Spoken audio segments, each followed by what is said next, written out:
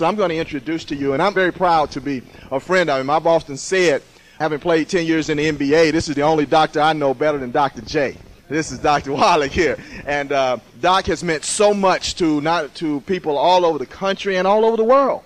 He's a former athlete, and he grew up on a farm.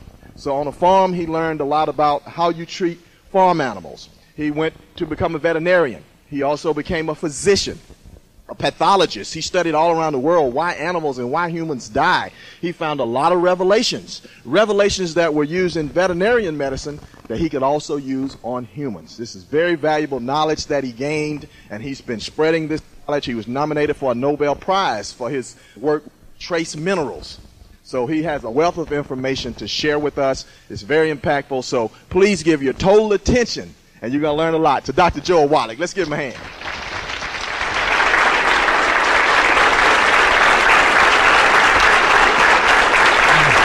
Thank you. Hey, thank you very much. Appreciate all those kind words, and really appreciate Theo being here and telling his story. He's such a wonderful young man. It's kind of like my kid graduating college. I'm so proud of him and his family, and of course Mike and Phil. We've been working together now for 11 years, and appreciate you coming here on a beautiful Saturday morning, and we're going to share some information with you. And you've all heard of that book, Purpose Driven Life. I was fortunate in finding out very early, I think, what my purpose was from God. And my purpose, I think, was to spread health information, so I spent most of my time doing that. And it became very clear very quickly that there's a lot of misinformation being given out by the health professions, and you'll see in this presentation it kind of guided us in the wrong direction. Especially true in the black and Hispanic communities. And we came up with a thought, we called it the black gene lies. The black gene lies. Whether you believe it or not, how many of you ever heard that African Americans, black people all over the world, have this terrible gene that makes you at a higher risk for high blood pressure and diabetes and cancer and other diseases? Well, I'm here to tell you it's a lie. Okay? Amen. It is a lie. And what I'm going to do in the next hour or so is show you how it is a lie and how we've eliminated these diseases in animals. It's very, very clear. We worked with tens of thousands of black people and Hispanics. I'm from California, and I'm a minority in California. There's 65% of the people in California Hispanic, so I've learned to be a minority too. At any rate, as Mike pointed out very nicely, I think the thing that makes my view different on health is that I'm a veterinarian as well as a physician. And in veterinary medicine, we don't have health insurance for animals like we do people. And if we were to use a human healthcare type of system for livestock, for instance, it'd be sticker shock for you. Your hamburger would cost you $275 a pound just to pay for the health care. So we learned a long time ago in the animal industry that we could keep the price of animal products such as meat and milk and dairy and poultry and eggs down where the average American could afford to eat it every day simply by eliminating health care costs in animals. Now I'm going to repeat that because it's such a profound statement. It's like the Bible. There's certain things worth repeating, right? We were able to do this by eliminating health care costs. And it always seemed odd to me as a veterinarian that we did that in animals. Nobody was transferring that information to people. And I spent about 20 years trying to, through the standard methods, writing scientific articles, writing textbooks, lecturing to doctors in groups this size, continuing education things for them. And I was an abysmal failure. I just failed terribly in getting medical doctors excited about preventing and curing diseases in people with nutrition like we had done in animals. We were so successful in animals, we actually had eliminated 900 different diseases that still plague people. We did this with simple little nutritional formulas, and you've all seen these little alfalfa pellets for mouse pellets and rat pellets and hamster pellets and gerbil pellets and guinea pig pellets and rabbit pellets and canned and dried dog and cat food. We have sheep pellets and horse pellets and pig pellets and calf pellets, and we have dairy pellets, and we have monkey pellets and parrot pellets and chicken pellets and trout pellets and llama pellets, and you get the idea. But the reason why we put the nutrition into the little animal pellets is so that the animal cannot sort through and just eat only the sunflower seeds and the raisins. Every mouthful is going to be biochemically perfect. And the purpose was to maximize production of eggs, maximize the production of meat, maximize the production of milk, maximize fertility, maximize longevity, eliminate diseases, because we didn't have health insurance for these animals. And we were so effective with this little system that we eliminated 900 different diseases that still plague people. Well, I knew this was my mission at that point because I really understood it. And I went back to school, became a physician. 1978, began to use these veterinary nutritional formulas in my human patients. And I'm here to tell you that the concept of preventing and curing diseases in people with nutritional formulas works exactly the same. Now, if you were to today ask your medical doctor or some expert in health, regardless of who they might be, college professors or high school biology teachers, doctors, nurses, they're all going to tell you that there's no evidence to support a claim that you can prevent and cure diseases with vitamins and minerals. And I know you've all heard that on TV, you've heard it on the radio, you've read it. That's absolutely a lie. And I'll give you some examples. Raise your hand if you've ever heard of scurvy. Raise your hand. Sure. And everybody knows you can prevent and cure scurvy with vitamin C, right? How about rickets? Anybody here ever hear of rickets? Yeah, you know you can prevent and cure rickets with vitamin D. What about anemia? Anybody ever hear of anemia? You know you can prevent and cure anemia with iron and copper and folic acid and B12 and many other nutrients. What about goiter? You know you can prevent and cure goiter with iodine and copper and selenium and amino acid tyrosine, many other nutrients. Night blindness you can prevent and cure with vitamin A. And then there's other ones like beriberi. How many have heard of beriberi? If you talk to medical experts, they'll say, well, yeah, that's only in third world countries. People who are very poor. You don't see beriberi in America because we're an industrialized nation. And with beriberi, you only find this in third world countries. Well, that's not true. There's an epidemic of beriberi in America right now, and it shows up as congestive heart failure. And the reason is Americans and humans all over the industrialized world get their thiamine or vitamin B1 from enriched flours. That's how most of us get vitamin B1 or thiamine, is from enriched flours. Now, how many of you have ever heard of a low-carbohydrate diet? Now, when you give up bread and muffins and pastas, guess what you're giving up? Vitamin B1. So a lot of people who get on these low-carbohydrate diets wind up with congestive heart failure and other symptoms of beriberi because they're vitamin B1 deficient, because they're not supplementing when they get on that low-carbohydrate diet. So these are the sort of things we're going to talk about. It gets very exciting for me, so I hope you'll be as excited or half as excited as I am. I'm going to start out with just a front cover of the September 2000 issue of Scientific American. Almost the entire issue is devoted to human aging and 100-year-olds. And there were articles in there written by endocrinologists, geneticists, gerontologists, nurses, dietitians, nutritionists, and they all had their own agendas. So they had a summary at the end of this issue telling you what you were supposed to learn about nutrition and longevity and genetics. And they were editorially scratching their head because they found out when they kind of looked at this seriously that people who lived to be 100 in a healthful way were mean, feisty, rebellious patients who did not listen to their doctors. And you all have uncles and grandparents and parents who are in their 80s and 90s. They're eating eggs and cooking in lard and all this stuff and smoking cigarettes and not exercising. They're 98 years old. And you had a cousin who went to medical school and he was jogging and doing everything right and eating salads and tofu, and he died at 52. And so the ones who did everything wrong, used salt, ate red meat, ate their chicken skin, used butter instead of margarine, these guys and gals did okay. And the ones who followed the doctor's instructions didn't make it. Well, you don't need to do a big survey. You just have to understand that doctors are given a lot of misinformation. Now, whether or not everybody in your family died at 35 or not doesn't matter. Everybody in this room has the genetic capability to live to be at least 100. If you believe in the Bible, which I hope you all do, and I believe you all do because you're here this morning, in Genesis it says at least 120, right?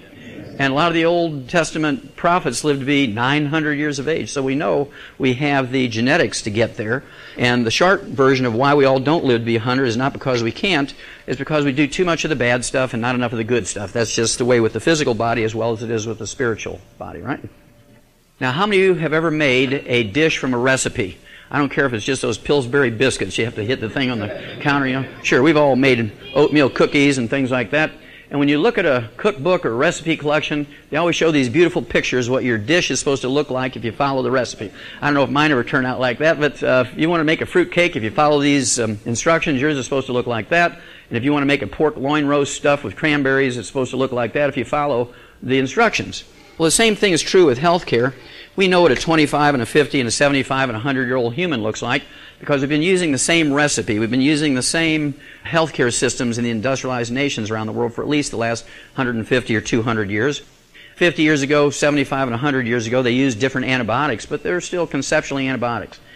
25, 50, 75, or 100 years ago, 150 years ago, we used different painkillers, but there were still painkillers, conceptually the same thing. So little has changed. If you follow the standard recipe, if you will, for the medical and health system we have today, this is what you can fully expect to get. This is what you can fully expect to look like at age 80. Yeehaw! I mean, I praise God. Thank you, sir. I'm going to look like that when I'm 80. I hope you don't, okay, because this is not what we're all supposed to look like.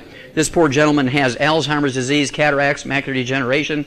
He's had cochlear implants put in because he was deaf. No teeth because he had periodontal disease, which is nothing more than osteoporosis of the face and the jaw. He had his thyroid killed through radiation and then surgery. He had angiograms, angioplasties, stents put in, quadruple bypass, and then they did a heart transplant. He had his gallbladder taken out. He had his stomach stapled, bypassed, and banded. He had a kidney removed.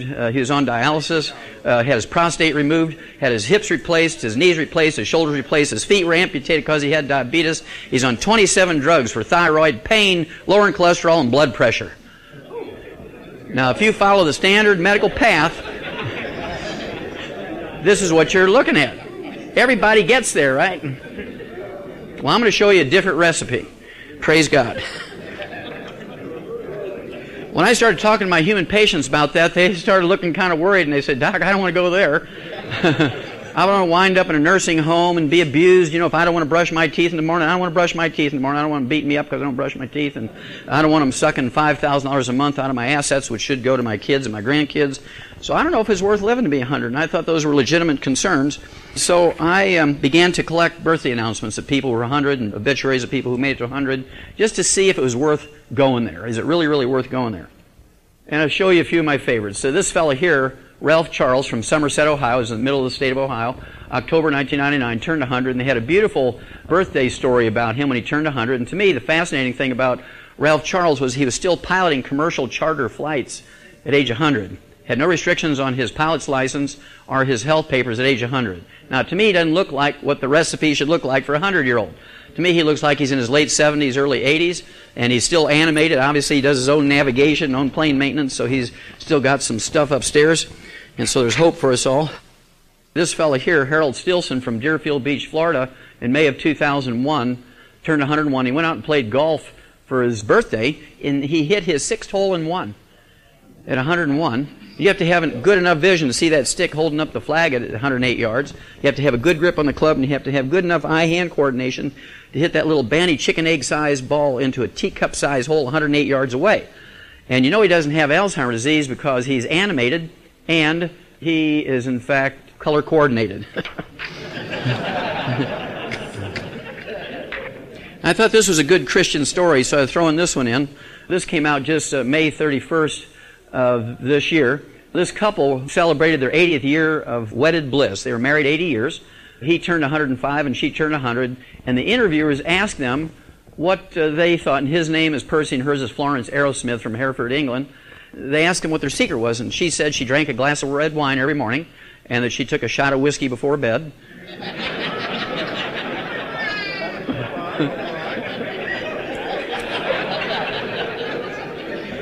And he said his success, 80-year married and being healthy for 105 years, came down to 2 words.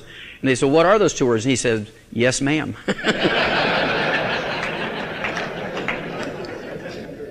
Now here's 2 fellas that made it beyond 100.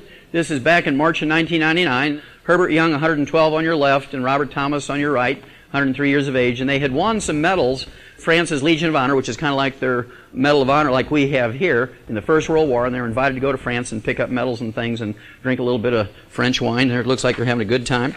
They're from New York City. It doesn't seem to matter what you eat if you do 2 things to live to be beyond 100. There's a common thread, and I'm going to give you the short version now and the long version in a minute. The short version is you have to keep the amount of carbohydrates in your life down, and I'll show that to you in a second, and you need to keep the mineral levels in your life up.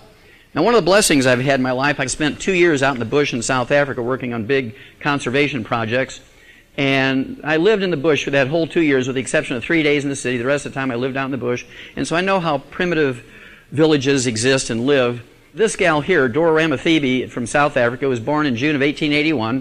In 1995, she turned 114, and this was a birthday announcement. This isn't an obituary. This is a birthday announcement. And she was asked, what did she attribute her long and healthy life to? And she said, she observed the biblical tenet of honor thy father and thy mother. And I thought that was really, really quite good. I really appreciated that. Of course, when I grew up, my first chores, we grew up on a little beef farm, and I was so excited when I first started working with the animals, and I'd do what my dad told me, and I'd come up to my dad and say, "Okay, what's my reward?" I did exactly as you told me. He says, "Son, I'll let you live another day." And so I knew it was important. What is it? Honor thy mother and thy father. I thought that was good. Okay, and then she said she ate locusts, as grasshoppers, not the trees. She ate grasshoppers, pumpkin seeds, tortoise meat, wild herbs, dried fruit, and a cup of coffee. That was her diet. And you notice there's no bread, no rice, no potatoes, no corn, no hush puppies. She got her protein from the grasshoppers and the tortoise meat. She got her essential fatty acids from the pumpkin seeds. She got her folic acid, beta-carotene, which is kind of a pre-vitamin A, and vitamin C from the wild herbs that she ate green before they dried, and then a little bit of phytonutrients and antioxidants from the dried fruit. So she had a low-carbohydrate diet that was rich in phytonutrients. But where did she get her minerals? How did she get those minerals up? Did she supplement? And the answer is yes. I'll tell you more about that in a minute. But in her case, out in the bush in South Africa, just as when I grew up, my first chore when I was 4 years old, before they let me work with the livestock, I had to do something every day. How many of you grew up in a rural situation where you had wood as a fuel for heating or cooking? Anybody yet here? Okay, good. What did you do with the wood ashes every morning that came out of the stove? Went in the garden, didn't they? Went in the garden. Well, wood ashes aren't just ashes. Wood ashes are plant minerals. Wood ashes are plant minerals that are left when you burn away the carbon in the wood. And so we put those plant minerals in the garden. The onions and radishes and peas and beans and tomatoes and squash and okra all took those plant minerals up. We ate the vegetables, and we got our minerals indirectly that way. They would also mix the plant ashes, the plant minerals, in with their food because they didn't have baking powder, and they lived inland, and salt was a very expensive thing. So instead of using salt, they would mix the plant ashes into their food. So they had two ways that they actually took in minerals. And I thought that was very exciting to see them do exactly what I had done as a kid. Now this is from the Herald Sun, which is the Sydney, Australia newspaper back in March of 2003. And Sydney, Australia, in Australia is located kind of like where Atlanta is in the United States, in that southeastern quadrant. It says here, a Brazilian believed to be the world's oldest woman has died at the age of 124. Maria Etelovina dos Santos died of a stroke in Salvador. And her birth certificate says she was a descendant of African slaves, and she was born July 15th, 1878. So you know you have the genetics to live well beyond 100, because the Bible tells you so, and people every once in a while do it, right? And so we need to know what it is they're doing. I thought this was kind of important. She enjoyed a long, healthy life, and I guarantee you, if she was born of African slaves, that she was born in a little straw hut caulked with cow manure and mud, and her mama had to pee in the dust to make mud to smear all over that child to keep the fleas and the mosquitoes and the flies from eating her, because they didn't have screen windows, they didn't have hospitals and clinics, and they didn't have doctors as we know them today. They didn't have Social Security. They didn't have Medicare and Medicaid. And yet she did pretty good, set a record, 124, with all those things that are missing that we think are important. Here's another gal with an African heritage. This lady here, Elizabeth Israel, from a little Caribbean island of Dominica, was born January 27, 1875, and in January 2001 turned 126. And when she was asked, what does she attribute her healthy, long life to? She says, I grew up eating food grown without chemical fertilizer. What did her parents use as fertilizer? Wood ashes, which are the plant minerals that are left when you burn away the carbon in the wood. I'm going to show you one more, and then I'll kind of tell you what I think you should learn from these, and we'll get into the meat of this presentation. This next obituary is not the oldest one that I have. This is kind of middle-aged compared to some of the obituaries I have, which are up in the 200s. But this gal here, an Iranian woman, died in January of 1995. This is written up in the Rocky Mountain News out of Denver, Colorado. And she's an Iranian woman by the name of Mazumi Dosti. And said that she died at age 161. It was printed in the Denver newspaper, Rocky Mountain News. And you have to give a lot of credibility to this obituary because she was survived by 6 living children ranging in age from 120 to 128. They hadn't even left home to go to college yet. And her oldest son said his mother had never visited a doctor, taken any chemical medications, all she uses herbs in her life. What you're going to find, fellas, is that the people who live the longest are the ones who are furthest from what we consider to be necessary and good medical care. The people who live the longest are the ones who are furthest from what we think of as necessary and good medical care, and you'll see why in just a second. The first statistic we have to look at is the United States, we in America, spend more than half the entire world's annual expenditure for health care. The entire world right now is spending $2.7 trillion with a T dollars every year for health care. And out of that $2.7 trillion, America alone spends $1.8 trillion. We spend 5 times as much for our health care as we do for our defense. $1.8 trillion for health care. Now, if we were number one, you have to say, well, that's expensive, but go for it because it's worth it. We're number one, right? Let's have a look. In April of 1990, the World Health Organization and the Center for Disease Control right out of Atlanta here did a study on the top 32 industrialized nations, and they were shocked to find out when it came to life expectancy or longevity and health, the United States ranked 17th. There were 16 other countries in April of 1990 whose peoples were healthier and lived longer than us.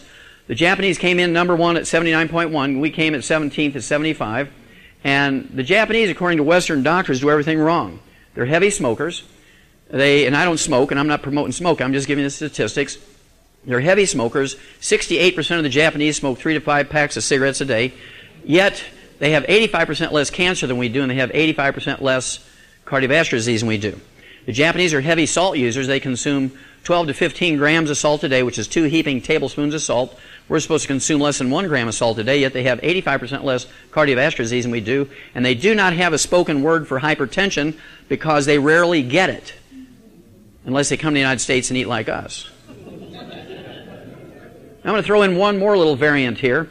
The French came in at 11th at 75.9. And you can say, well, that was a bad study. Let's redo it. And they did. 10 years later, June 2000, they came out with another study. And again, it was the World Health Organization and the Center for Disease Control out of Atlanta, Georgia. They did a good job. And, of course, the interesting thing was Japan remained number one, but they dropped from 79.1 down to 74.5.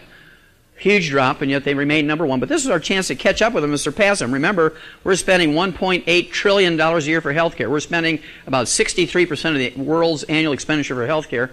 And the French moved up from 11th to 3rd. They went from 75.9 down to 73.1, but they moved up in ranking. And this is called the French paradox because the French consume more fat than any other culture on earth.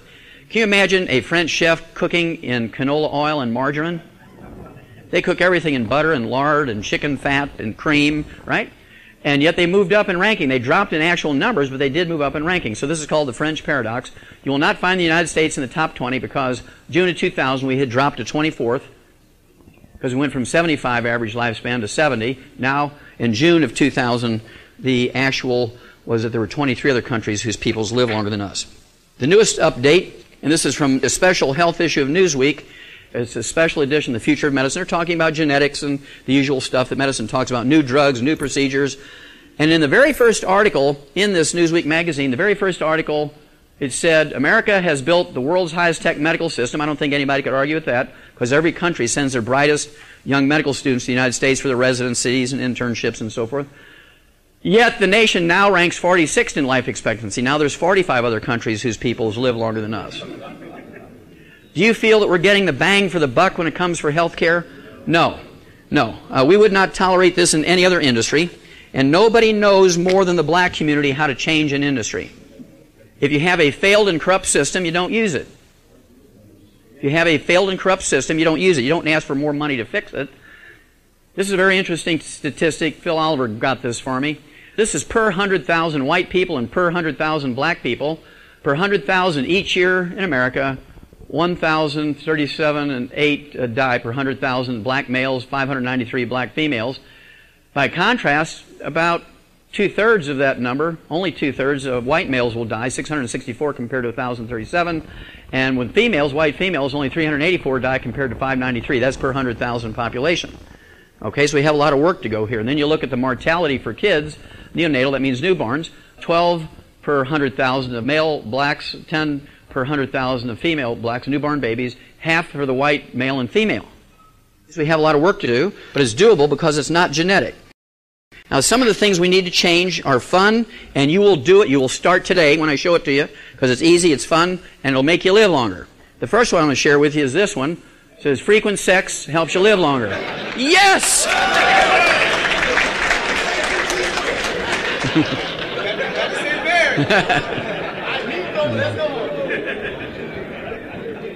God gave you the equipment to use, right? Praise God. Okay, now this was yeah, give me an order. This was published in the British Medical Journal back in December of 1997. And basically, to make the short version of it, they said men who had sex twice a week actually live 50% longer than men who only have sex once a month. Now, what if you have sex 3 times a week? You know. And so you need to make some kind of contract with your wives. Wives. Wife. Okay, I'm in the right group here. Okay. Now you got to watch it, because once they know this, if they want to get rid of you, you know they know how to do it. Also, the same year, December 1997, this was a wonderful study. It was done by Harvard Medical School, the Department of Public Health. And what they did was look at the longevity of both men and women. And the reason why it's all these funny little boxes and different shaped boxes, they went county by county. Now, this is one of the more difficult things you're going to have to do to live to be 100 in a healthful way. This is called the heart attack and stroke belt of America, both for men and women. The people who live the longest in America, you'll see them in blue, purple, and dark purple. That's the upper Midwest here. You're looking at Wisconsin, Minnesota, North and South Dakota, eastern Montana, northern Iowa, eastern Nebraska, and Kansas. These are the longest lived people in America. The shortest lived people in America live here. Guess where Atlanta is? In fact, the lifespan here in Atlanta is 20 years shorter than the people who live in the upper Midwest. Your average lifespan here is 20 years shorter, okay, than it is in the upper Midwest. It's not genetic, but it is cultural. The reason why this is the heart attack and stroke belt and cancer belt of America is not because of genetics, it's because of the way people eat. The difference is people in the upper Midwest come from Scandinavian and German backgrounds, and they stew and roast and boil everything. How do people eat here? Fried chicken. And I talked briefly with Pastor Dollar, and he says, how are you going to get a black man to give up fried chicken? So this is going to be a tough one. But if you do this one thing today, you will add 20 to 50 healthy years to your life. If you take this home and do nothing else but this, you got to give up fried fish and fried chicken. You got to give up fried hush puppies. You got to give up fried potatoes. You got to give up fried okra. You got to give up fried chitlins. Everything fried. You got to give up fried stuff. And if you do that, that alone will add 20 to 50 healthful years to your life. And the reason is fried foods contain free radicals, trans fatty acids that increase your risk of cancer, heart disease, and Alzheimer's disease 1,000%. Whereas if you boil and stew and roast your food, you don't get those free radicals. And so this is a suicide area if you keep eating fried foods. That just comes down to the bottom line. If we can get our community in the southeastern part of the United States, and if we do that and we kind of spread that amongst our loved ones, we're going to add long, healthful years to their life. Now, how many of you remember a guy by the name of Art Linkletter? Anybody remember Art Linkletter? Okay, good. Some of us are old enough to remember him. He's 92 years old now and still alive. He aspired to want to live to be 100, and he was willing to be proactive and do it. And he was inspired to want to live to be 200 by a group of people called the Hunzas who live in what is today known as eastern Pakistan. All this war is going on there now. But back in the 1920s and 1930s, they were the longest lived and healthiest people on earth. A novel was written about them. It was a Pulitzer Prize-winning novel called Lost Horizon, written by James Hilton. Art Linkletter read this novel, and he was excited about it because essentially what the book said was there was this place in this very hostile mountain where it was kind of like a branch office of the Garden of Eden. Everything was perfect, and if you lived in that place and ate their food and did what they do and so forth, you could live to be 200-300 years of age. Well, there is a place called Hunza, and Art Linkletter hired an eye doctor by the name of Alan Bannock to go there and find out what their secret was. And to make the long story short, they farmed at 19,500 feet elevation, which is like 3 times timberline. They could not grow potatoes, they could not grow corn, they could not grow rice because of the elevation. Very short growing season, only 45 days. So they didn't have the traditional carbohydrate sources that most everybody else has. And without even thinking about it, because where they lived, they had a very low carbohydrate diet. They lived on mutton, which is adult sheep, and they had lamb and goat meat, and they had chicken and eggs and butter and yogurt, and they cooked in butter and water. That's all they had. They were very poor. They couldn't trade even for oils and things, so they only used butter and water to cook with. They had a very low carbohydrate, high animal protein diet. Now, the other thing they did that he noted in this book is very clearly stated in this book that he observed that they took the wood ashes, the plant minerals that are left when you burn away the carbon in the wood, and put them in their garden and mixed it in their food. So they had the high mineral intake and they had the low carbohydrate intake, and that apparently was their secret. This is a beautiful story here I picked up in Houston, Texas about a year ago. It was a story about a primitive guy by the name of Bruno Opaza, one of Bolivia's indigenous Amara Indians. He's holding a little bucket of llama manure, dried llama manure, which he's feeding his kitchen fire with. You notice that's a little 1 foot by 2 foot cast iron stove. And the interesting thing about the Aymara Indians is that they live around a lake called Lake Titicaca, and he's from Bolivia, and there's people from Peru and people from Chile that live right around Lake Titicaca. And all those people that live around Lake Titicaca are very primitive, like Bruno Pazza. No indoor plumbing, no electricity. They have no hospitals, no clinics, no Medicaid, no Medicare. They have no pharmacies, no pharmaceuticals, nothing that we think of as being absolutely essential. And yet they have 100-year-old per 500 people. We have 300-year-olds per 10,000. They have 10 times as many 100-year-olds as we have. They have 10 times as many 100-year-olds as we have. And they have nothing except raw materials. They're putting those raw materials in their food every day, those plant minerals in their food every day. We need raw materials. And people ask me, well, what did people do in the old days? Did Jesus supplement with minerals? And the answer was yes. In our book we call Hell's Kitchen, we have a CD that will go along with it, Hell's Kitchen. This CD, Hell's Kitchen, the book Hell's Kitchen, talks about how long ago the people used wood ashes or plant minerals in their food and their gardens. And it goes back before written history. We know this from the anthropological and the archaeological records that people before written history would do this. Even Moses, I'm sure, he did not take the wood ashes out into the garden because he was raised as a prince of Egypt, right? But I'm sure they had their slaves do that. And then there was Jesus. He was raised as a little Jewish boy, so I guarantee you that he took the wood ashes outside like all the other little Jewish boys did and put them in the garden. And this remained the same from before written history until Monday, September 4th, 3 o'clock in the afternoon, 1882. I'll repeat that date, very important. We know the exact instant, Monday, September 4th, 3 o'clock in the afternoon, 1882, when this man changed everything. Anybody know who he is? That's Thomas Edison.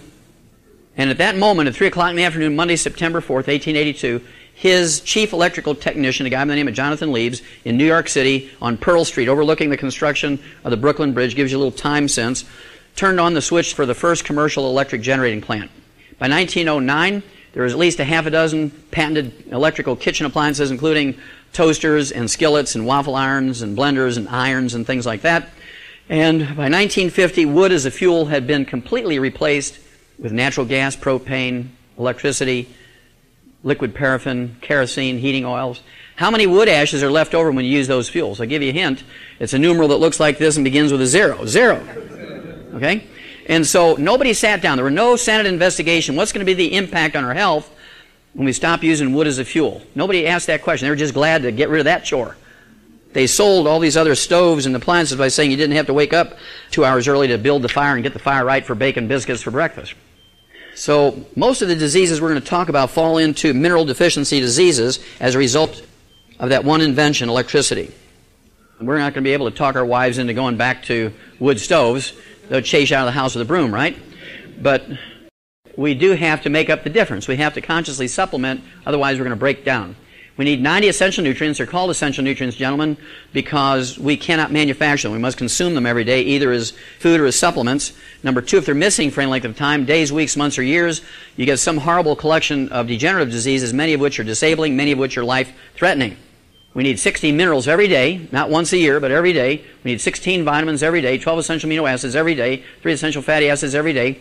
And fortunately for us, our food plants, our grains, vegetables, fruits, and nuts can take carbon dioxide out of the air, use the sun's energy in a process known as photosynthesis to manufacture long carbon chains. And the plant will take these carbon chains and configure them into starch, which is potatoes and grains. It'll configure them into sugar, which is fruit and sugar cane, vitamins, amino acids, and fatty acids. And it is possible with the grace of God and a lot of effort on our part to get all the vitamins, amino acids, and fatty acids we need by eating right and selecting the right food and preparing it right and storing it right. But most people don't take the 3 hours a day that would require. Everybody runs in and buys a box of this, throws it in the stove, cooks it and eats it, and we're all eating out of boxes and things. And even if we're eating fresh foods, it's very difficult, as you'll see in a minute, to get everything we need. Now the problem is, plants can in fact make vitamins, amino acids, fatty acids, but plants cannot manufacture minerals. You notice that 2/3 of the essential nutrients are minerals. We need 60 minerals to be happy. A plant only needs 9.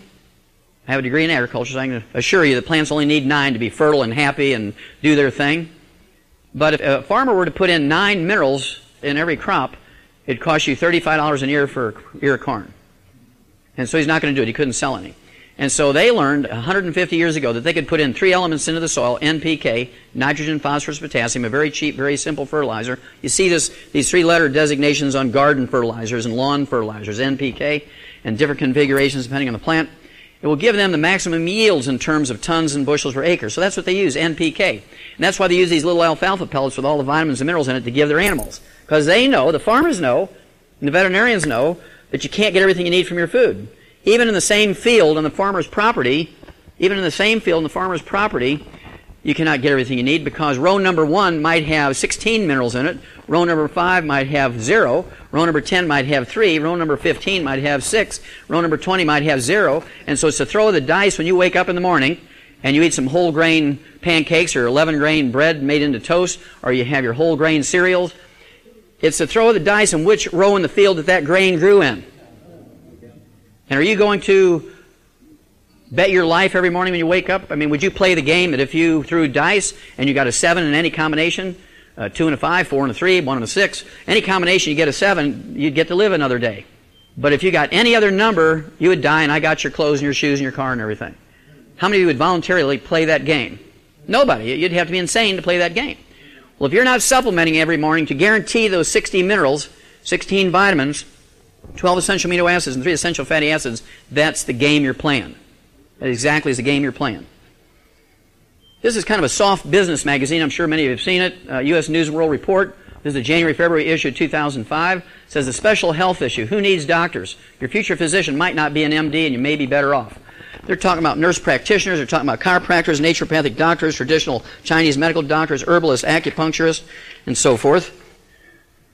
And just a few things you got to watch on doctors. They're human beings, and they fail like most human beings or groups of human beings.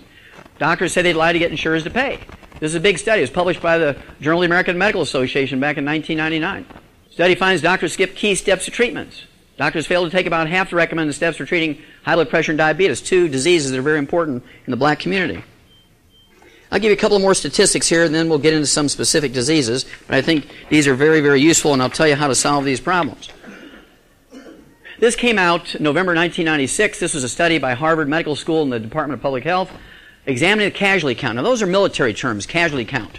They don't use casualty count in the hospital. Look that up in the dictionary. That's military terms for killed and wounded, right? Casualties. The annual toll of medical harm. That's each year in hospitals alone in America, 1.3 million physical injuries by doctors' negligence, 180,000 deaths each year in hospitals. 3 years later, this came out. This is November 1999. Medical mistakes are the 8th top killer of Americans, behind cardiovascular disease, cancer, diabetes, Alzheimer's disease, gastrointestinal problems, liver problems, kidney problems, and doctors. Now, you got to give them credit. They did improve. By December 2002, they went from the 8th leading cause of death in America to the number 3 leading cause of death in America, because they moved up to killing 250,000 Americans each year in hospitals. This was published in the Journal of the American Medical Association. The study was done by Johns Hopkins School of Public Health at the Department of Medical School. Right out of Atlanta, Georgia, 7.5 years ago, 2 million Americans are infected each year in hospitals alone as a result of medical negligence, 2 million. And despite intravenous antibiotics, round-the-clock nursing care, 90,000, and this year was 103,000 died out of these 2 million, year after year after year. One more statistic, and then I'll tell you what I think we should do about it. Every day in America, there's 40 drug errors in each hospital in America. It turns out to be 2.2 million drug errors a year, 2.2 million drug errors, of which 140,000 die. Now, if you've been good with math, you've been keeping track of these numbers, that turns out to be 5.8 million casualties a year, killed, injured, and infected in the hospitals in America each year. 5.8 million casualties. A hospital is not a safe place. I don't know how else to say it. You should not aspire to take a day off so you can go to the hospital. I'm going to take a sick day and I'll just run to the hospital. You know. You want to be careful there, fellas. It's a very dangerous place. How do we solve this problem? More money? Well, we're already spending more money than all the other nations in the world put together, and we rank now 46th in longevity and health. No, so it's not more money. More technology. We already have 250,000 drugs. And with the exception of antibiotics, which do kill bacterial infections, strep throat and gangrene and things like that, with the exception of these antibiotics, which are about 500 of them in the PDR, you take them out, that leaves 249,500 drugs left in the PDR that a doctor has available to treat diseases. There's not a single one of those designed to cure anything. They're all designed to make you feel good, but they're not designed. There's not a single other drug other than antibiotics designed to cure anything. If doctors were to cure all the diseases, which they could in a couple of days, they'd be out of work. And so how do we solve the problem? We have to do things ourselves. How many of you have ever put in fuel in a car or a truck? Anybody ever put fuel in a car or truck? Good. How many of you ever changed a tire in a car or truck? Excellent. How many of you have ever washed a car or truck? Huh? Yeah. Okay. How many of you have ever vacuumed the inside of a car or truck? How many of you have ever added oil to a car or truck? Okay, good. How many of you have ever kind of done that little touch-up, when you scratch your car, those little touch-up paint things? Sure. How many of you have ever heard of AutoZone, Pep Boys, Napa Auto Parts, Schnucks, Checkers? I mean, everybody knows where their local store is, right? You go down there and you get spark plugs and you gap those things. You do all that stuff yourself, get the right paint color and the mats for the floor and so on, and other more complicated parts for the car and stereos and all that kind of thing. We do this because of a variety of reasons. Number one, people got tired of being ripped off by the dealerships. You go in to get your oil changed for $8 and you come out with a $300 bill and it leaks oil all over your driveway because they didn't tighten those bolts, right? And so you can save all that labor cost and do it yourself for $12 instead of $80 or $300, right? And so people began to do these things themselves. Same thing is true with Home Depot, Lowe's, and Menards. How many of you have heard of them? Yeah, we all live in those places because we learned we can get materials and parts and tools cheaper. And if you don't know how to put shingles on a roof, they'll give you a free class. They'll even put those bundles of shingles on your roof for you at no extra cost if you buy the nails and the shingles from them. How come we don't do that for health care? Well, it's complicated. You need to go to school for 14 years. You need to know how to read Latin. That's not true. That's absolutely not true. Doctors, other than a lot of fancy furniture, they have less than $100 worth of stuff in their examining room. They got a blood pressure cuff, a stethoscope, they got a thermometer, they've got a little AAA battery pen light to look in your eyes and down your throat with, and you snatch that out of their pocket and look at it. It says Pfizer Pharmaceuticals. They didn't pay for that. It was given to them by a drug dealer.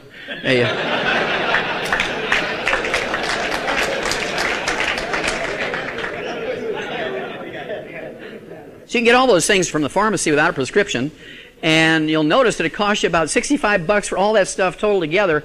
And if you don't know how to use them, there's a little insert in the box they come in, written in the 5th grade reading level in 8 different languages, including Spanish.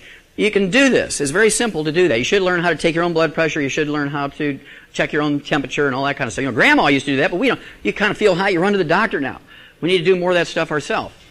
With the exception of radiology, with the exception of things like CAT scans and MRIs and X-rays and ultrasounds, you can get any test from the pharmacy without a prescription that a doctor would send you to a hospital for. I know that shocks most people. For about $1.50 a test strip, and they come 10 in a bottle, it's $15 a bottle. You can get these test strips that you just pee on, and you can tell if you have sugar in your urine, you can tell if you have blood in your urine, if you have protein in your urine, or if you have infection in your kidneys or your bladder. For $1.50. It saves you $18.50 on the co-payment. Plus it saves you the gas money and the parking and getting all dressed up and your extra shaving lotion, all that kind of stuff. It saves all that stuff. So you save about $40 by doing that yourself. You also get a test strip to find out what your blood sugar is. You're empowered to test your own blood sugar when you have diabetes. You can test what your blood cholesterol is yourself. You get what's called an occult blood test. It's blood in your bowel movement. You can't see with the naked eye, but this is an early warning signal of colon cancer, maybe ulcerative colitis, gastric ulcers, blood-sucking parasites, all those kind of things. For a couple of bucks, $2, $3, you can get those test strips, and you can do that yourself. You don't have to go in once a year to get a 3-foot galvanized pipe put up your rump for them to look in there. Right? You don't have to do that. You can do that little test yourself for $3 in the privacy of your home, a little brown bag. Nobody needs to know you're doing it. And then there's all these tests to see if women are premenopausal, postmenopausal, menopausal. There's tests to see if they're pregnant. $7.95. EPT test in any drugstore. Why do they have to go in 2 visits and all these tests and physical exams for $500 by an OBGYN to find out if they're pregnant? You can do it in your own home in 30 seconds for $7.95. What about dental work? I love this one. Usually when your filling is going to fall out or your crown is going to come off, it's right in the middle of the day on Christmas or Easter or Thanksgiving, right? And New Year's, something like that. And so you call the dentist, and it's $1,300 for a temporary. Then 2 weeks later, you got to go back in and get the permanent one put in for another $1,300. You can go to a pharmacy or even a grocery store where they sell dental floss, and right next to the dental floss is a little bubble wrap package of a temporary filling. It costs you $5, has all the instructions, all the little tools and disinfectants and things you need to put them in, and they will last 10 years. Now, even if it only falls out every 10 years, you can afford that, right? And keep doing it yourself. Do you need stitches every time you cut yourself? And the answer is no. It's not shooting blood all over the place. If you can take a towel or a washcloth and you can stop it bleeding just kind of a half a pound of pressure, you can wash that thing out with a disinfectant and put some colloidal silver in there, antibacterial soap. You can use steri strips and butterfly bandages. You're going to save hours and hours and hours sitting in the emergency room, being abused in the emergency room, people coughing all over you and all that kind of stuff. And so the more of this kind of thing we do ourselves and avoid a failed and corrupt system when you can, guess what? Price is going to come down. That's called the free market system. because they want to attract you back in. How many of you are buying your own home? How many of you are buying your own home? Great. Great asset. One of the best things you can do is somehow get to buy your own home. And here's why. Most people, when they buy health insurance for a family of 5, it costs you $300, $500, $800 a month, depending on if anybody's been sick in the family. Let's just say, for round figures, $500 a month for health insurance, $50 deductible, $100 deductible. If you get a $2,000 line of credit or a $5,000 line of credit on your home, stick that certificate in your lockbox and don't buy a snowmobile with it. Don't do anything with it. Just put it in there. There's no interest on it. You'll have it as long as you own your house. Don't have to make payments. When you do make payments, it's stuck back in the mortgage so that you're going to take 30 years to pay that $5,000 off, right? So you're looking at $20 a month, very, very low.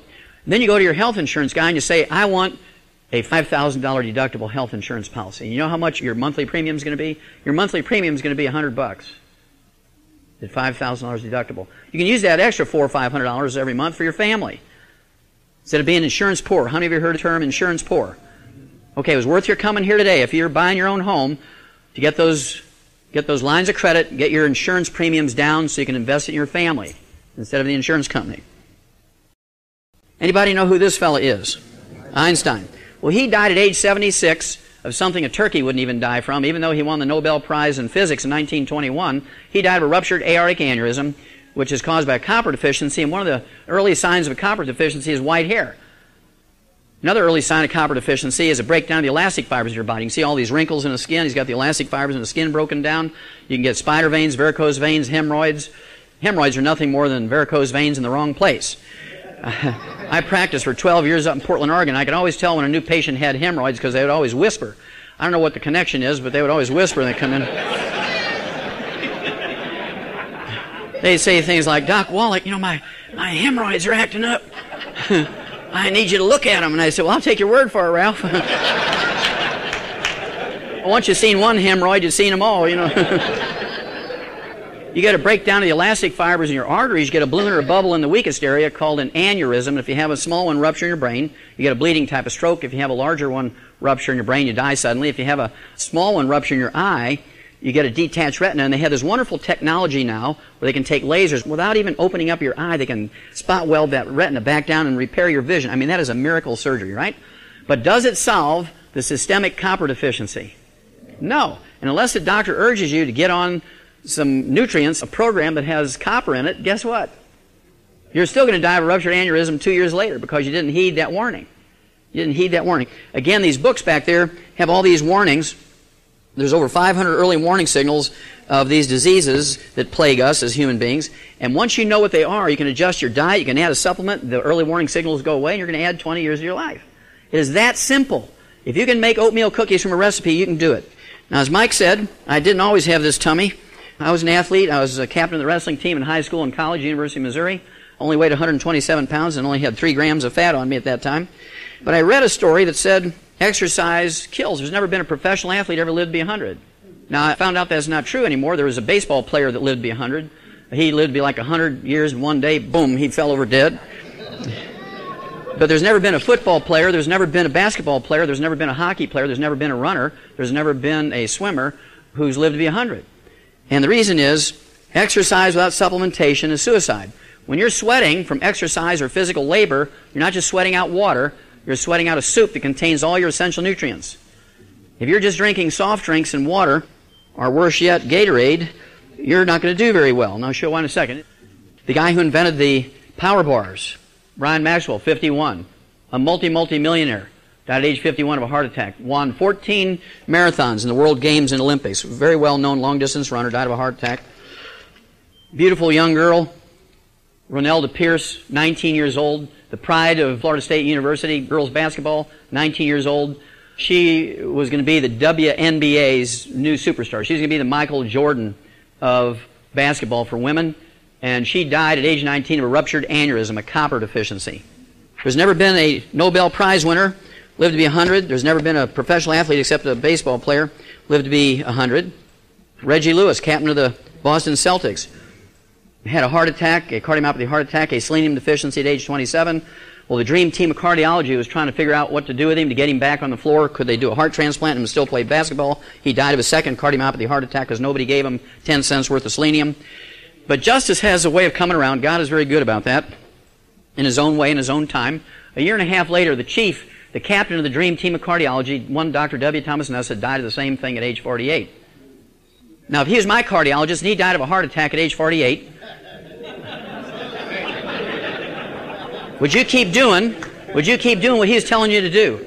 Now, if he said salt was no good, man, I'd take the top off that. If he says that exercise is good for you, I just lay there, man. I wouldn't even blink. Nothing even looking. This young fella here, Corey Stringer, from the Minnesota Vikings, he was a great offensive lineman, a tackle, and he died at age 27 of heat stroke. Here's a multi-million-dollar athlete dying of a heat stroke. Ignorant people who can't even read, living out in the deserts of Africa, they never die of a heat stroke.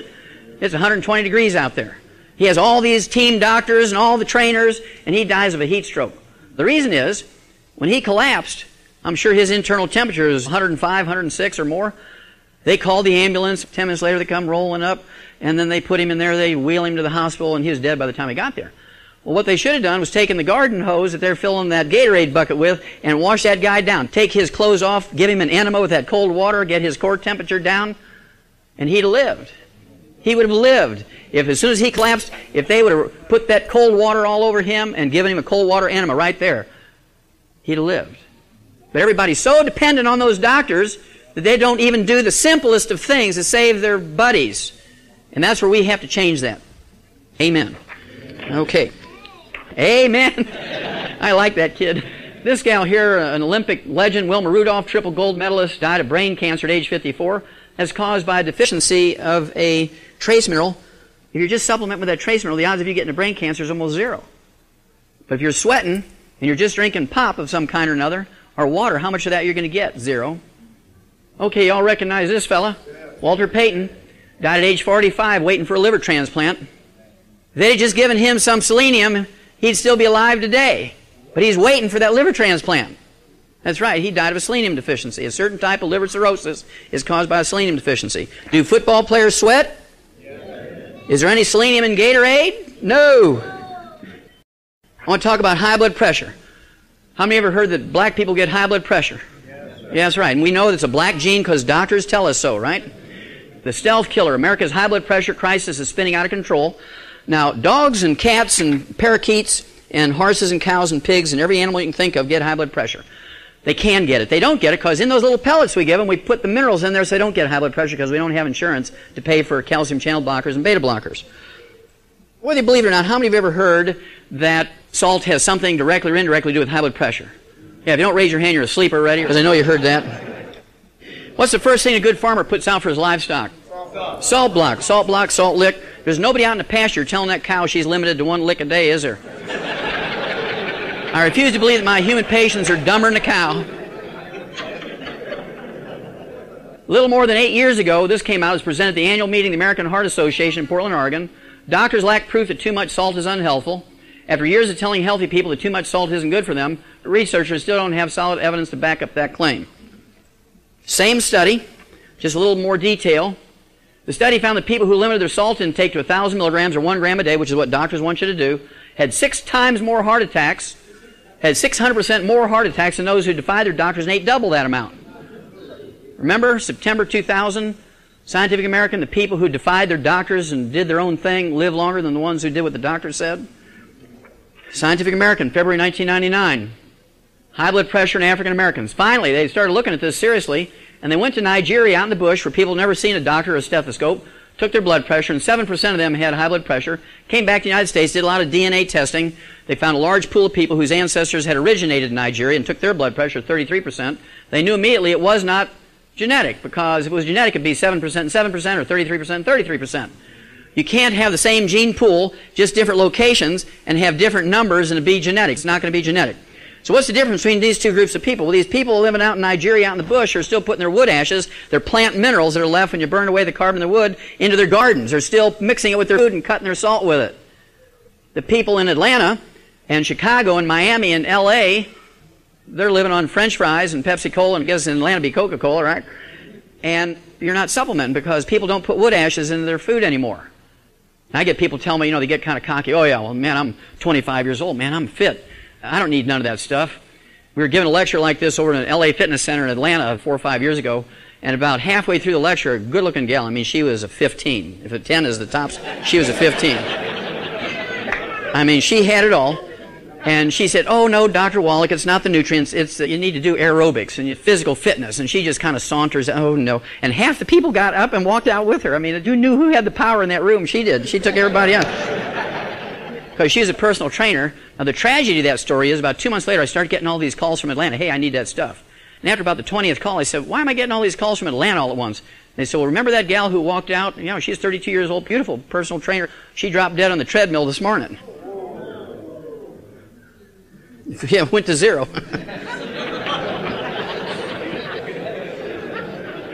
Okay, January 2005, British Medical Journal, high blood pressure in blacks not genetic, finally. Yes, thank you, Lord. High blood pressure in blacks is not genetic. High blood pressure in whites is not genetic. High blood pressure in humans is not genetic. High blood pressure is not genetic. We can eliminate high blood pressure in the black community in America in 90 days if everybody will do exactly what I tell you. We can eliminate high blood pressure in the black community in 90 days. It's that simple. And it's so simple it's scary. High blood pressure is actually caused by a deficiency of the mineral calcium and the deficiency of its cofactors. Now, you can take all the calcium you want, and you might get 20% better. But if you want to get 100% better, you take the calcium and all of the cofactors, right? There's 89 cofactors that go along with calcium. You need vitamin C, you need vitamin A, you need boron, you need vitamin D3. You need magnesium and manganese and so on. You need all these nutrients if you want the calcium to work right. And if you do that, usually within a couple of weeks, you're taking your own blood pressure now. In a couple of weeks, you see, blood pressure comes right down in the normal range if you're on medication. Over a period of 6 to 8 to 10 weeks, you can wean off your medication. You do not want to cold turkey off your medication, then start taking the nutrition. It takes a couple of days, a couple of weeks for that nutrition to kind of rebuild the body and re-regulate it. But we can eliminate high blood pressure in the black community in America in 90 days if everybody would just do that little system. It's a little nutritional program. How many of you have ever heard, whether you believe it or not, that cholesterol, either directly or indirectly, has something to do with cardiovascular disease, coronary artery disease? Sure, everybody knows that because doctors say so. We've known for 50 years that cholesterol has nothing to do with cardiovascular disease or coronary artery disease. Elevated cholesterol and triglycerides do not cause any diseases. They do not cause a single disease. If you can find me any disease that's caused by elevated blood cholesterol or triglycerides, I'll give you $1 million in small bills, tax-free, in any offshore account you want. So I'm very, very confident there's not a single disease that is caused by elevated blood cholesterol and triglycerides. So just lowering that with a drug that causes blindness and liver cirrhosis doesn't make sense when you know that, because you're still going to die of cardiovascular disease if that's all you're doing. What that indicates is you might be deficient in niacin or vitamin B3. You might be deficient in chromium, vanadium, 2 trace minerals. We need them for managing our blood sugar. We need it for managing our blood fats. You can be deficient in the omega-3 essential fatty acids. In fact, American Longevity, our company, we sued the FDA so we could put this information on the labels of our essential fatty acid bottles and in our catalogs, because we've known this for 50 years. There's literally millions of studies that have been done on essential fatty acids and how to prevent stroke and heart attacks, and the FDA wouldn't let people put it on the labels of their bottles, their nutrient supplements. So we had to sue them to get it. So we're very, very proud that we did it. Nobody else would join us. They're afraid of them, so we just went after them by ourselves. So if it's not cholesterol and triglycerides that cause coronary artery disease, what is it? What causes coronary artery disease and arteriosclerosis and heart disease? How many of you have ever heard of free radicals? Raise your hand. Good. How many of you have ever heard of trans fatty acids? Raise your hand. Well, trans fatty acids are free radicals that come from things like vegetable oils, margarines. Margarine is perhaps the worst type of fat, not only for the heart but the body. It increases your risk of cardiovascular disease. It increases your risk of coronary artery disease, Alzheimer's disease, macular degeneration, cataracts, cancer. Who told us to give up animal fats that our 98-year-old grandparents used, such as butter and lard and chicken skin and all that kind of stuff? Who told us to give all that up? Medical doctors, right?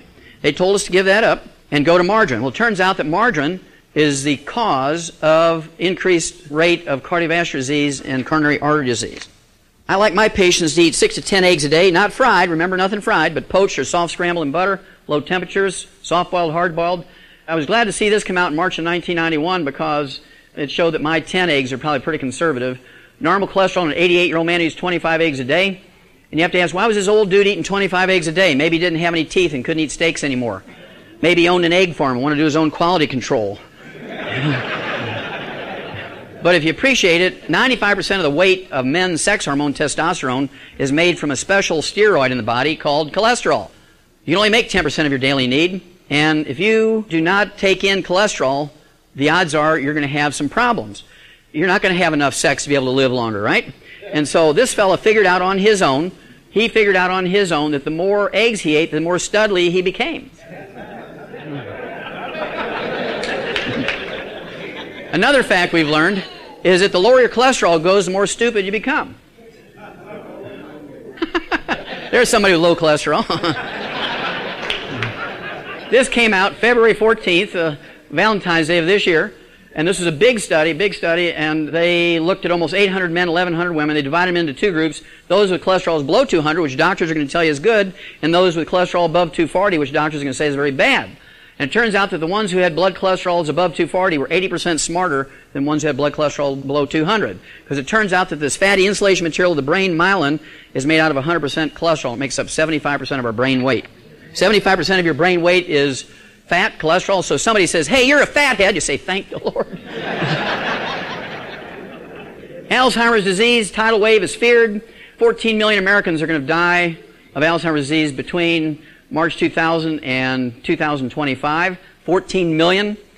That's because they're the ones who are following the doctor's instructions and giving up eggs and butter and red meat and chicken skin and salt. The ones who eat those things are still flying airplanes at 100. Getting a picture? Yeah, vitamin E alone can ease memory loss in Alzheimer's patients. This came out a year and a half ago, January 2004, big study by Johns Hopkins University Department of Public Health out of medical school, almost 5,000 men and women over the age of 65. People just taking vitamin C and E alone were 78% less likely to have a diagnosis of Alzheimer's disease. You can reduce your risk of Alzheimer's disease by 78% just by taking 2 vitamins, C and E. What if you eat eggs? What if you give up fried foods? What if you took selenium? We can eliminate diabetes in the black community in 90 days if you do what I'm just going to tell you now. Just like high blood pressure. We can eliminate diabetes in the black community in 90 days. This is a very simple nutritional deficiency disease. It's an epidemic disease right now, of course. There's 1 million new cases in the United States alone each year. This article came out in June of 2001. And there's 32 million diabetics in America right now. 31 million of those 32 million, 98%, are adult-onset type 2 diabetes or insulin-resistant diabetes. The reason why it's oftentimes called insulin-resistant diabetes is that the diabetics that have type 2 diabetes make 10 times more insulin than non-diabetics. They make 10 times more insulin as non-diabetics. It's not an insulin problem. It's a deficiency of the minerals and their cofactors that are necessary for the insulin to work. Now, if you have a 1,200 horsepower racing engine and 400 octane racing gasoline, and you put that engine and that gasoline all set up, ready to go inside of a dome that's just filled with nothing but nitrogen, you got the starter outside and you're pushing that starter, it'll crank over. Will it start? No, because it's missing a cofactor, oxygen. Now, you open that little valve and you let the atmosphere in there, you get a little oxygen in there, now you push the button, run, that puppy will run. The same thing is true with your insulin. You're missing those 2 trace minerals and their 23 cofactors. When you have adult onset type 2 diabetes, makes up 98% of the diabetic community. You take a little program, and guess what? You take your blood sugar every morning like you're supposed to. Watch it. Within weeks, right into the normal range, and you're able to wean off your medication, go back to normal life. Diabetes is an easy disease to prevent. You don't want to get it before you start worrying about it. You want to prevent it. And so you want to start doing this stuff if you know you have it in your family. It's not genetic, but if your family eats a particular way, everybody tends to eat in that family the same way, right? You have to watch it. And this is an easy disease to prevent. It's a very, very easy disease to get rid of. You supplement properly. Obviously, for 6 months or so, you got to stay away from sugar. Still got to watch that diet. But as that sugar comes down, your blood sugar comes down in the normal range, you're able to wean off your medication because you are empowered to do that when you're diabetic. They teach you when your blood sugar goes up, you need more medication. Blood sugar goes down, you need less medication. They teach you how to do that. So you just follow what you're instructed to do. And your next step will always be self-evident. Historically, adult-onset type 2 diabetes was called adult-onset type 2 diabetes because it only occurred in people over age 50. Well, now babies are being born with it.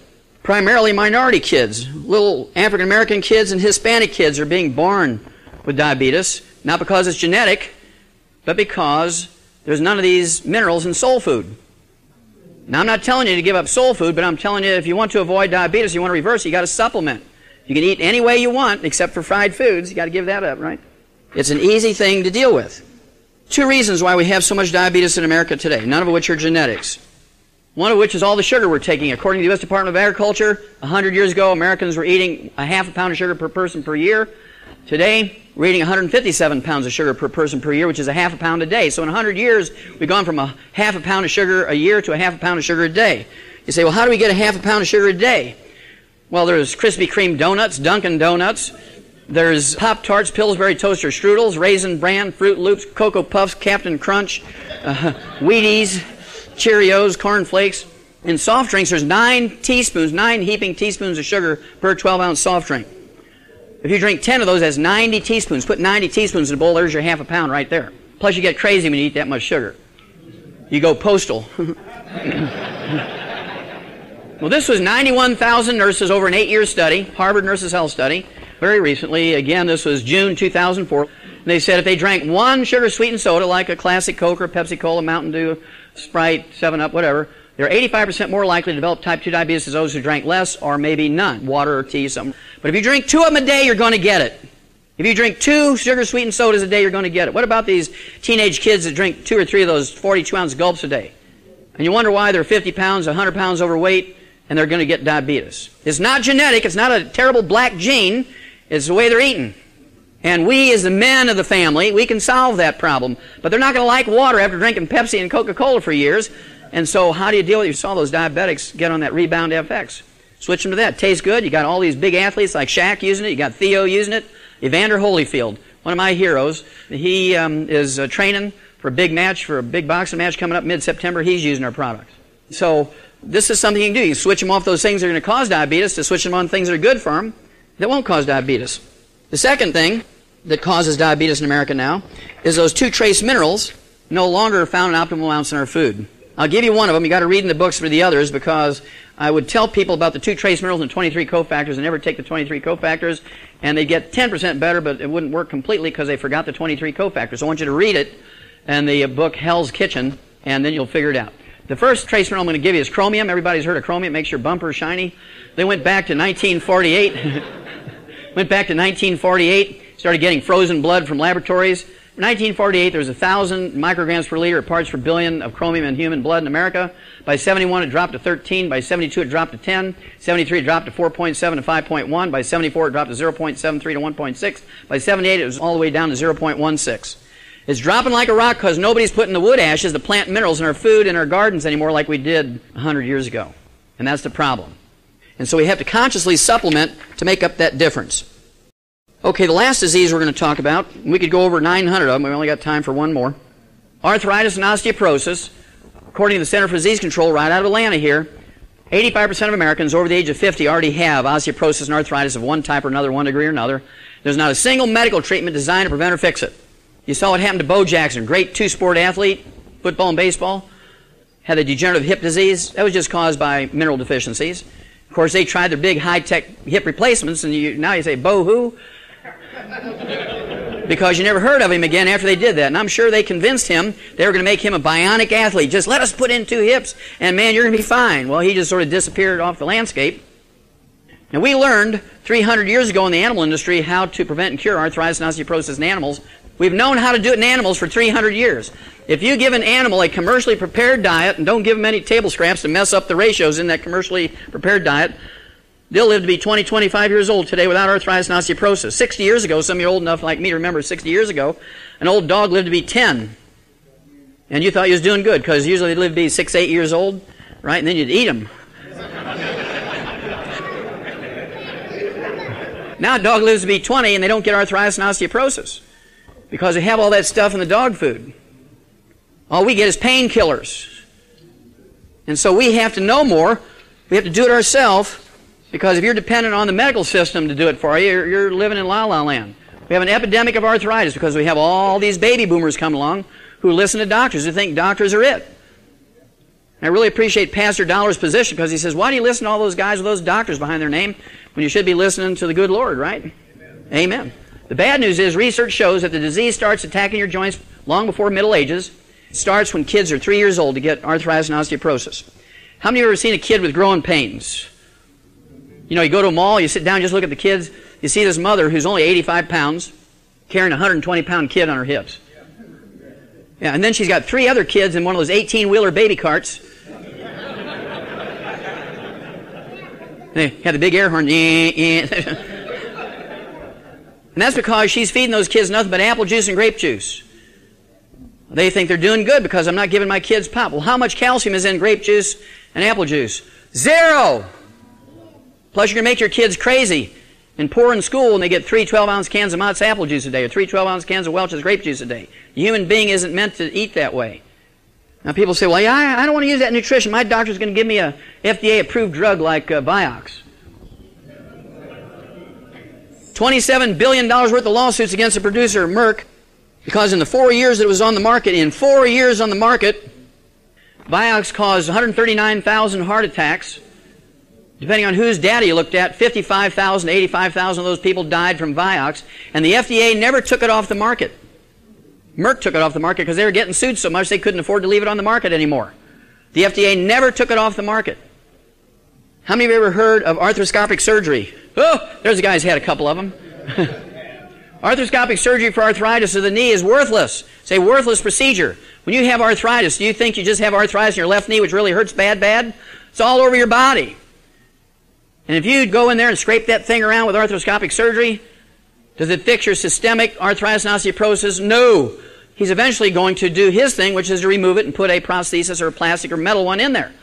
In 90 days, you can rebuild your hips and shoulders and fingers and toes and ankles. You can rebuild them in 90 days, just like Theo did. I just love Theo in his story because he gives hope to everybody. He was told that you're done, your career is over. All the best orthopedic surgeons in the world cannot fix you. And in 90 days, just with some simple little nutritional programs, we built him back together. Now he's one of the top athletes in the NBA, top athletes in the world. But he was smart enough to do it. All other athletes, nah, Bo Jackson, I'm going to get that bionic double hip thing. Yeah, my orthopedic surgeon's the same one that did Elizabeth Taylor's 17 hip operations. Well, if they were so good, why did he have to do the other 16, right? Well, the reason why these doctors continue to do this, even though it's a worthless procedure, and this was published in the New England Journal of Medicine back in July of 2003, is because the 5,000 American doctors who specialize in that procedure, their income for 2001 was $1.5 billion for that one procedure. Are they going to give that up just because it's worthless? No. You have to be tough. When they come to you and say, Roy, you got bone-to-bone arthritis in your knee, and I could go for the big one and give you joint replacement surgery, but we got this new thing called arthroscopic surgery, and I can clean that thing up, and it'll last you an additional 6 months. When you have a failed and corrupt system, you have to stop using them. Osteoporosis strikes both men and women equally. We've known that for 100 years. Osteoporosis only became a postmenopausal woman's problem in 1958 when the pharmaceutical industry invented estrogen. That's a true story.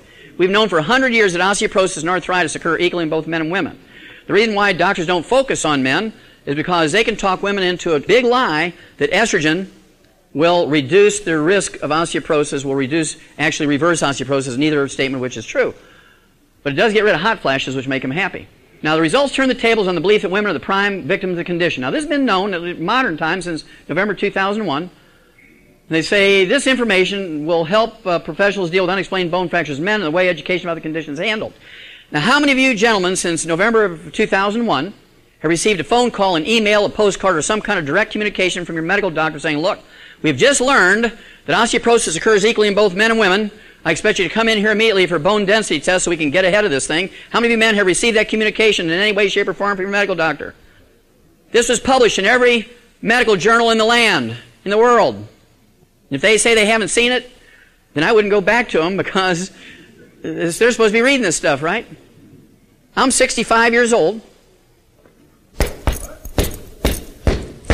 I'm telling you, there's nothing wrong with any of my joints. Amen. Thank you, Lord. Nobody's going to steal an airplane with me on it.